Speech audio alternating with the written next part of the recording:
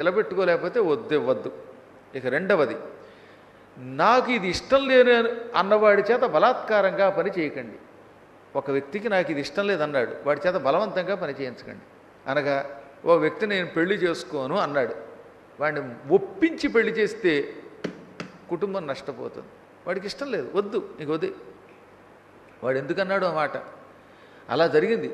ఒక కుర్రాడికి 40 ఏళ్ళు వచ్చాయి, పెళ్లి చేసుకోను అంటే తల్లిదండ్రులు గొడవ చేసేసి వాడికి పెళ్ళి కుదిర్చేశారు. వాడు ఏడ్చాడు వద్దని. తర్వాత తెలిసింది ఏంటంటే పెళ్ళాక వాడికిలో నపుంసకత్వం ఎక్కువగా ఉంది. ఆ బాధ తల్లిదండ్రులకు చెప్పుకోలేడు. వీళ్ళు అర్థం చేసుకోకుండా పెళ్లి చేశారు.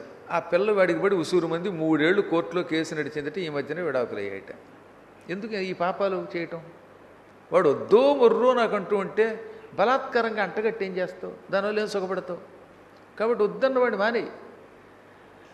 ఏదో కారణం చేత అజ్ఞానంతో ఒప్పుకోకపోతే అనుకోవచ్చు, ఒకసారిగా 2 సార్లైనా వాడు ఒప్పుకుంటాడు కదా. కానీ వాడు వద్దని 10 ఏళ్ళుగా చెబుతూ ఉంటే వాడికి అంటగడితే దానివల్ల ఏం సాధించారు?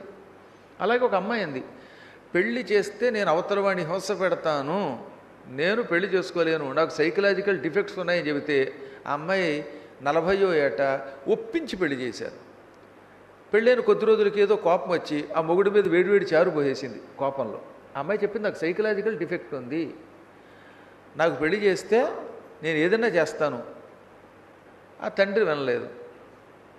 నా మీద ఒట్టు అని నెత్తి మీద ఒట్టు ఎంచుకుని పెళ్లి చేసుకోకపోతే చచ్చిపోతాను అన్నట్ట.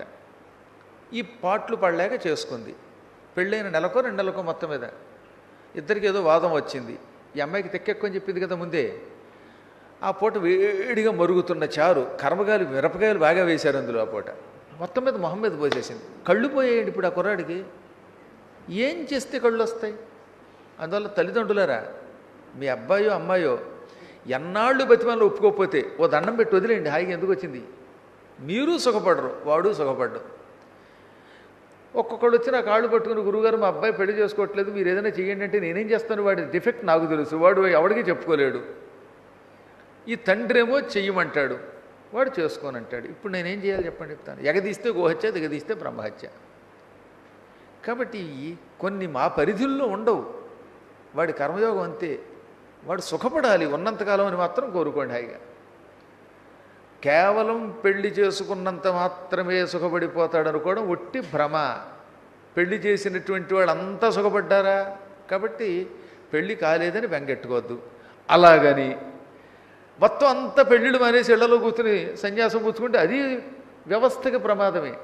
కాబట్టి ఇప్పుడు ఒక్కొక్కళ్ళు ఉంటారులేండి, గురువుగారు నాకు పెళ్ళి అవ్వట్లేదు అని 5 ఏళ్ళుగా పాపం పార్వతీ పరమేశ్వర కళ్యాణం చేస్తూనే ఉన్నాడు, వాడికి వెళ్ళవలేదు. అలాంటి వాడికి చెయ్యండి, ఆశీర్వచనం ఇవ్వండి. వాడు పెళ్ళో ఒక్కసారి నా జీవితంలో పెళ్ళో అన్నవాడిని ఆశీర్వదించండి, వాడికి మంచి కళ్యాణం అవ్వాలి అని. కాబట్టి కళ్యాణం కోసం కోరుకునే వాళ్ళు కొంతమంది ఉంటారు, వారి నామార్గంలో పెట్టాలి గృహస్థాశ్రమంలో. కొన్ని మొండిఘటాలు ఉంటాయి, ఎంత గింజుకున్నా ఇక వాళ్ళకి కళ్యాణం వద్దనే ఒక పట్టుదల ఉంటుంది. అంటే వాళ్ళకి కళ్యాణపు రాత లేదు, ఇంక వాడిని వదిలేయండి అంతే, ఏం చేయలేం. ఇవన్నీ శాస్త్ర